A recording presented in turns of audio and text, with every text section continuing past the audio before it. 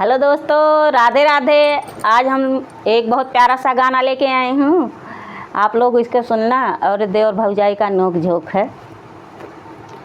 ऐसा मिजाजी देवरवा जहाज जमुना में चलावे, ऐसा मिजाजी देवरवा जहाज जमुना में चलावे, जमुना में चलावे, जमुना में चलावे, जहाज जमुना में चलावे। कर कई भोजनवन के मनहु न भावे, घर कई भोजनवन के मनहु न भावे, मनहु न भावे हो, मनहु न भावे।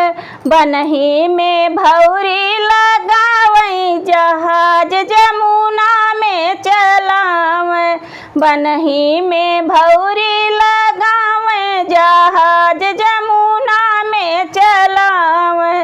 ऐसा मिजाजी देवरवा जहाज जमुना में चलावे, घर के गेड़ुआ उनके मनहु न भावे, घर के गेड़ुआ उनके मनहु न भावे।